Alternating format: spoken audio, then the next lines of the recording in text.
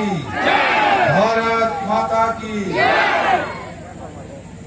जय जगन्नाथ, जय जगन्नाथ, जय जय श्री राम, जय जय श्री राम।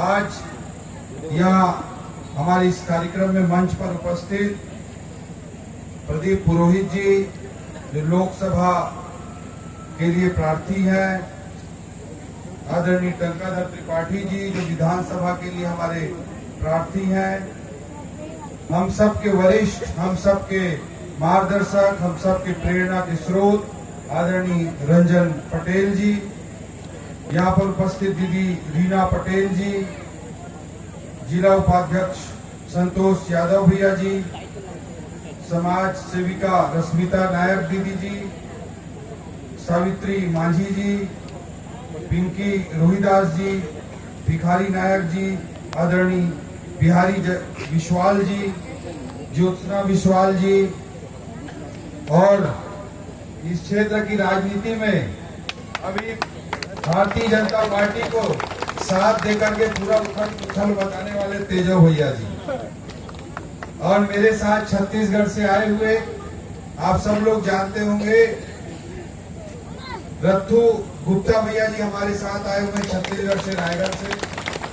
आप सब लोग जानते हैं सकराजीत नायक जी जो बहुत ही कद्दावर नेता रहे, छत्तीसगढ़ के मंत्री भी रहे, और आप लोग जी जी उनका पूरा हर तरफ से जुड़ाव था इस क्षेत्र से भी। सकराजीत नायक जी, उनके बड़े बेटे कांग्रेस में विधायक रहे और मेरे खिलाफ चुनाव लड़े, लेकिन छोटे बेटे आज नरेंद्र मोदी जी और भारतीय जनता पार्टी पर विश्वास करते हुए जिला परिषद के सदस्य भी हैं, कैलाश नायक जी, वो आज भारतीय जनता पार्टी को और हमको साथ देने के लिए, आशीर्वाद देने के लिए हमारे साथ आ गए। ऐसे कैलाश नायक जी छत्तीसगढ़ से चलकर आप लोगों के बीच में आए हैं।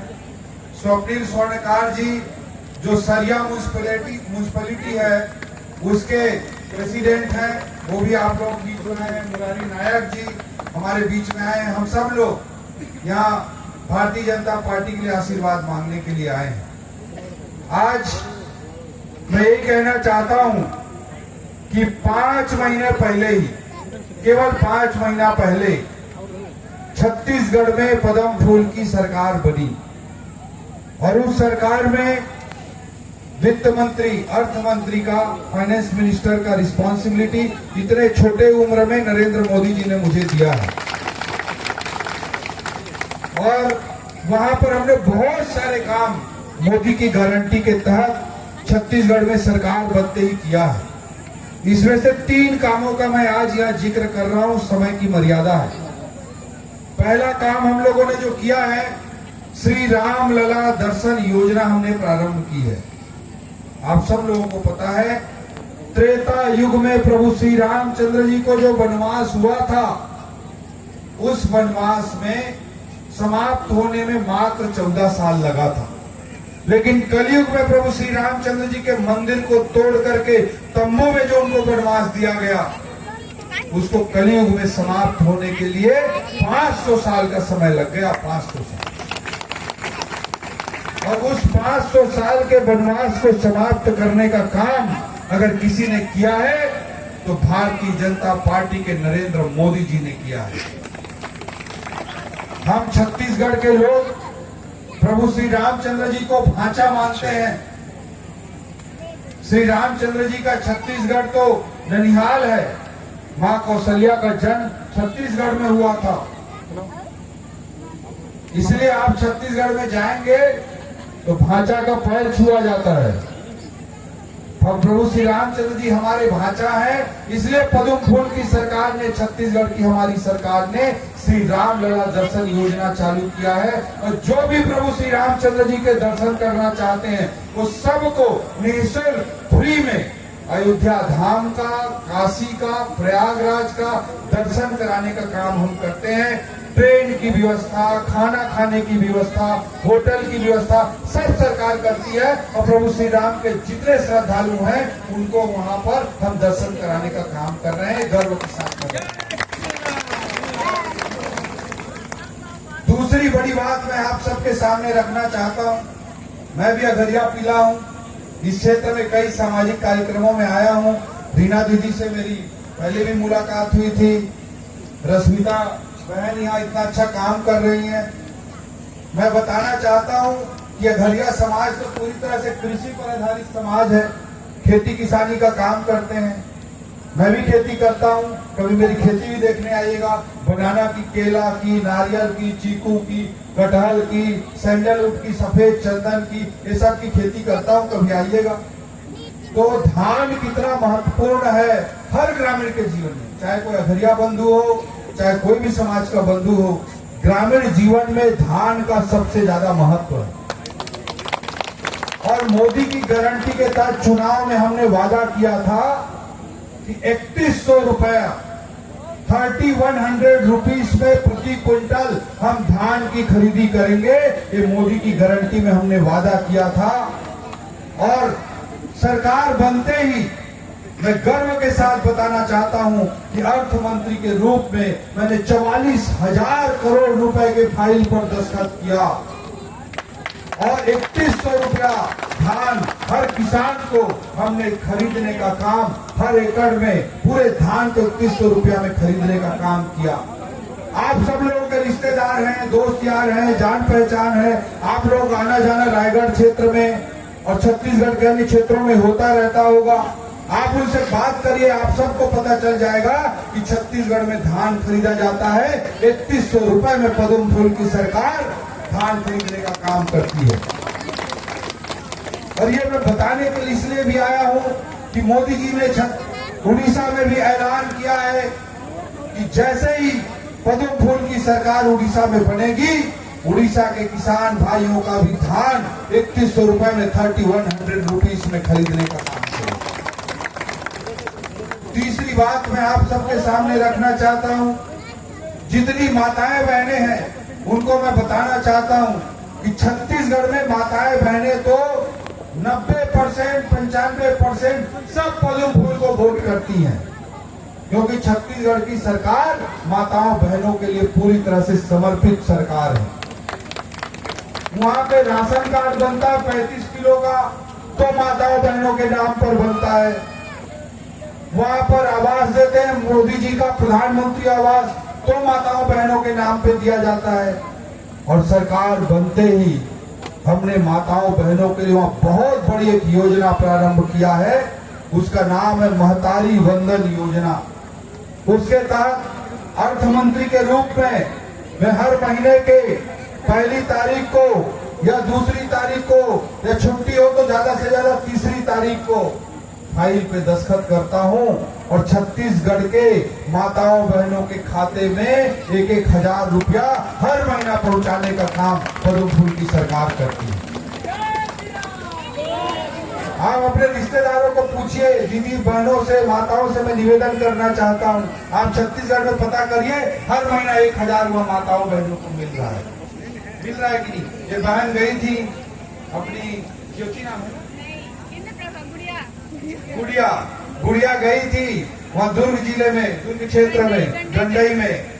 उसको पूछो, उसके रिश्तेदार सब लोग हैं। पहले मैं प्रचार के लिए गई थी, तो वहाँ पे उस समय कांग्रेस था। उसके आ जाओ बोलना,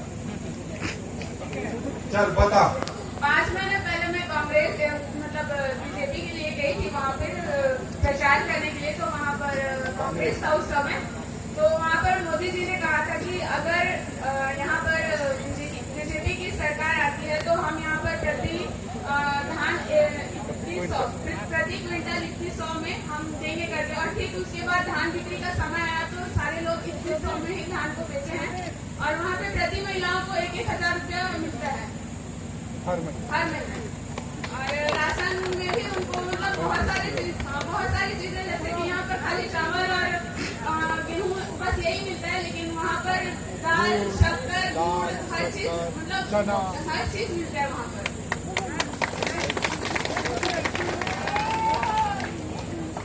छत्तीसगढ़ में फूल छाप की सरकार, पदम फूल की सरकार ये सब कर रही है। और उड़ीसा में भी मोदी जी ने वादा किया है सुभद्रा योजना लाने का। सुभद्रा योजना प्रभु जगन्नाथ जी के बहन के नाम पर योजना भारतीय जनता पार्टी ला रही है। उसके तहत माताओं बहनों को 50,000 रुपए का कैश वाउचर मिलेगा और एक महीना में 2,083 रुपए 2083 रुपीज आप उसको इन कैश करा सकते हैं। हर महीना 2,083 रुपए आपको देंगे। इतनी बड़ी बड़ी योजनाएं भारतीय जनता पार्टी मोदी जी की सरकार लेकर के आ रही है। मैं एक बात और विशेष रूप से रखना चाहता हूं कि झारसुगुड़ा क्षेत्र में माफिया का राज रहा है। आप लोगों को लूटने का वो काम करता रहा है। हर चुनाव में उल्टा सीधा करके जीतने की कोशिश करते हैं और 5 साल तक उड़ीसा को लूटने का काम करते हैं, झारसुगुड़ा को लूटने का काम करते हैं। राजनीति उनके लिए व्यापार है।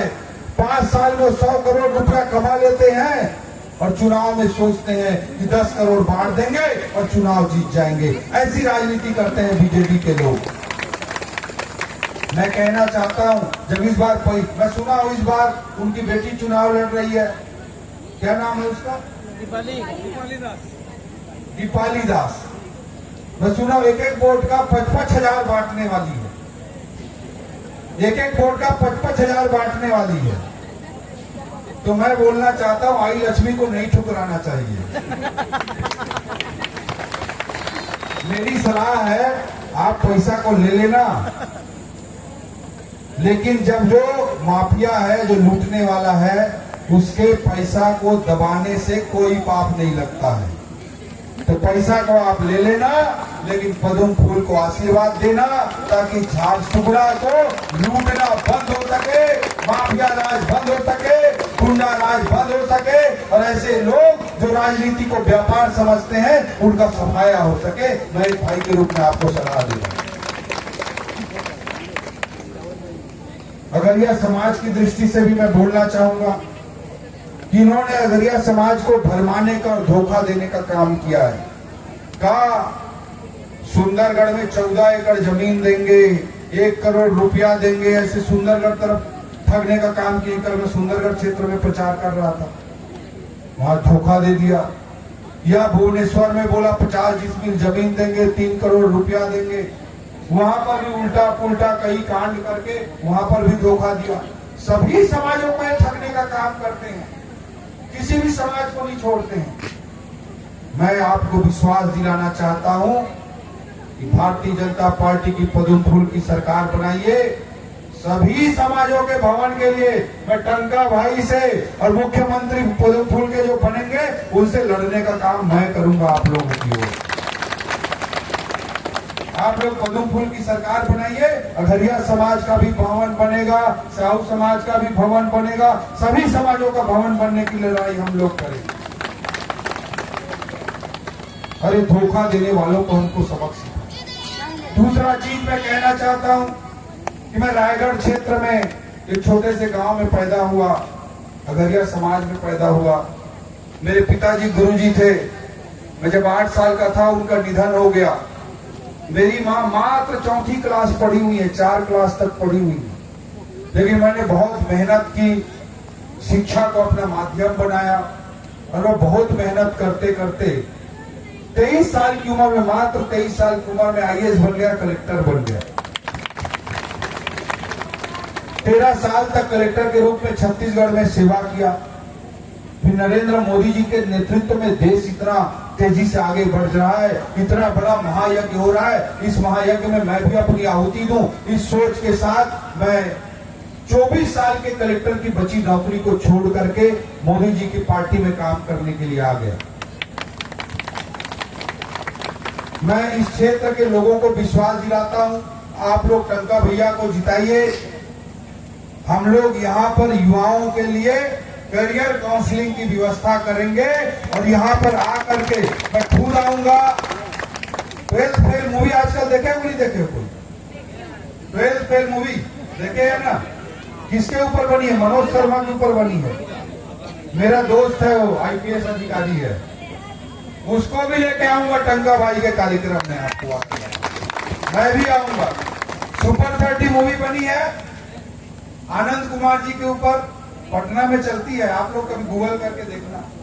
सुपर 30 चलाते हैं गरीब बच्चों को IIT में पहुंचाने के लिए। उस आनंद कुमार भी मेरा बड़ा अच्छा दोस्त है, उसको भी लेके आऊंगा, मैं आपको वादा करके जा रहा हूँ। टंका भाई को जिताओ।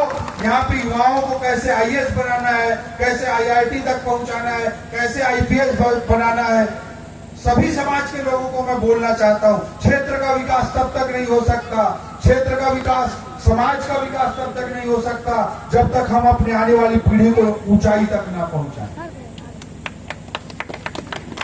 हम अपने बच्चों को IAS बनाएंगे, हम अपने बच्चों को IPS बनाएंगे, हम अपने बच्चों को डॉक्टर बनाएंगे, इंजीनियर बनाएंगे, ताकि कोई दूसरा पांड्यन आके उड़ीसा पर कब्जा ना करे। और इसके लिए टंका भाई और हम बिल्कुल इस क्षेत्र के लिए चिंता करेंगे। पांड्यन के नाम पर मैं आप लोगों को पूछना चाहता हूं, मैं छत्तीसगढ़ की सेवा किया हूं, छत्तीसगढ़ की महतारी के कोख में पैदा हुआ हूं, वहां लोगों ने मुझे इतना प्यार दिया, इस बार सारे रिकॉर्ड तोड़ते हुए 65,000 वोट से मुझे जिता दिया। लेकिन मैं बोलूं कि मैं कर्नाटक जाऊंगा और कर्नाटक में मैं MLA बनूंगा और मुख्यमंत्री बनूंगा, तो कर्नाटक के लोग मेरे को मुख्यमंत्री बनाएंगे क्या? टंका भाई बोले कि मैं जाऊंगा आंध्र प्रदेश और मुख्यमंत्री बनूंगा, तो आंध्र प्रदेश के लोग बनाएंगे क्या? मैं यहाँ उड़ीसा में आते ही सुन रहा हूँ कि तमिलनाडु के एक आदमी को उड़ीसा में मुख्यमंत्री बनाने के लिए षड्यंत्र चल रहा है, साजिश चल रही है। मैं आपसे पूछना चाहता हूं कि 4.5 करोड़ उड़िया भाई बहनों में से कोई एक व्यक्ति नहीं मिला क्या जिसको मुख्यमंत्री बनाया जा सकता है? बीजेपी को इसका जवाब देना पड़ेगा, दीपाली दास को इसका जवाब देना पड़ेगा कि उड़ीसा के लोगों का अपमान क्यों, उड़ीसा के लोगों के साथ अन्याय क्यों, जबकि मोदी जी साफ कहकर गए हैं कि जो भी फूल छाप की सरकार बनेगी और जो भी मुख्यमंत्री बनेगा वो उड़ीसा का बेटा या बेटी होगा, ये मोदी जी ऐलान करके गए। मैं पांड्यन जी को बोलना चाहता हूं कि पांड्यन जी, अगर आपको राजनीति करनी है तो जाइए तमिलनाडु में, संघर्ष करिए सड़कों पर, IAS के पद को छोड़िए। आप वो साजिश करके IAS के पद को छोड़कर उड़ीसा पर कब्जा करना चाहते हैं। आप अगर दम है तो जाइए तमिलनाडु में, सड़कों पर संघर्ष करिए, धूप और धूल की राजनीति करिए, लेकिन उड़ीसा में हेलीकॉप्टर में घूम के, AC में बैठ के, वीडियो कॉन्फ्रेंसिंग करके आप उड़ीसा पर कब्जा करना चाहते हैं। उड़ीसा की जनता जनार्दन इसे स्वीकार नहीं करेगी। ये उड़ीसा की अस्मिता का सवाल है। बीजेपी के साथियों को भी आप लोग बोलिएगा, उनसे भी मैं अनुरोध करना चाहता हूं कि पार्टी की सीमाओं से ऊपर उठकर उड़ीसा को बचाने के लिए वो सामने आए। 5T की बात करते हैं, 5T केवल मजाक बनाने के लिए, लोगों को ठगने के लिए है। असली टी है T for Tamil CM। T का मतलब इसके लिए तमिल CM है। 5T बात कोई मतलब नहीं है, एक ही मतलब है, टी फॉर तमिल CM। इस साजिश को नाकाम करने का अधिकार किसी के पास है तो लोकतंत्र में जनता जनार्दन के पास है। आप ही चाणक्य हो, सब लोग एक एक मतदाता चाणक्य है जो भारत के लोकतंत्र में चंद्रगुप्त बनाने की ताकत रखता है। आप ही चाणक्य हो जो चंद्रगुप्त बनाने की ताकत रखता है। आप सबसे मैं अनुरोध करना चाहता हूं कि आपके आशीर्वाद से ही मोदी जी की सरकार बनेगी, आपके आशीर्वाद से ही टंका भाई जीतेंगे, प्रदीप पुरोहित जी जीतेंगे और उड़ीसा में भी कमल फूल की सरकार बनेगी। और यकीन मानिए, छत्तीसगढ़ में मैंने बहुत करीब से देखा है, भारतीय जनता पार्टी नेक नियत के साथ काम करने वाली पार्टी है। उसकी सरकार बनाइए, उड़ीसा के विकास को एक नई ऊंचाई मिलेगी, झारसुगुड़ा के विकास को भाई टंका त्रिपाठी जी के नेतृत्व में एक नई ऊंचाई मिलेगी। मैं सभी समाज के बंधुओं से निवेदन करना चाहता हूं और विशेष करके अघरिया समाज के बंधुओं से निवेदन करना चाहता हूं। ये टंका भाई मेरे को रायगढ़ में चुनाव जिताने के लिए दिन रात एक कर दिया था, अपना पसीना बहुत बहाया है। इसलिए मैं आप सब लोगों के सामने हाथ जोड़ के निवेदन करता हूं कि इसको जिताने के लिए आप लोग विशेष रूप से प्रयास कीजिएगा, अपना वोट तो दीजिएगा ही। आज यहां से जाने के बाद कम से कम 50 आदमी को फोन लगाइएगा 2 दिन में और इसके लिए आशीर्वाद मांगिएगा। और उड़ीसा के हर क्षेत्र में बताइए कि तमिल सीएम हमको नहीं बनने देना है, इसके लिए फोन लगाइएगा। 3 दिन में कम से कम 50 लोगों को फोन लगाइएगा। ये मैं आप सबसे निवेदन करना चाहता हूँ। गौरैया बंधुओं से भी निवेदन करना चाहता हूँ, इतने छोटे उम्र में भारतीय जनता पार्टी हो सकती है, नरेंद्र मोदी जी वो नेता हो सकते हैं जिस पार्टी में अर्थ मंत्री का दायित्व इतने छोटे उम्र में दिया जा सकता है। आप सबसे निवेदन करना चाहता हूँ, आप सब लोग पदम फूल की सरकार बनाए और सब मिलकर के समाज का विकास करेंगे, सभी समाजों का विकास करेंगे, क्षेत्र का विकास करेंगे। ये निवेदन करने के लिए मैं आप लोगों के बीच में आया हूँ। मैं उड़ीसा की धरती को प्रणाम करता हूँ, प्रभु जगन्नाथ जी को प्रणाम करता हूँ, प्रभु श्री राम जी को प्रणाम करता हूँ। जय हिंद, जय भारत, जय जगन्नाथ।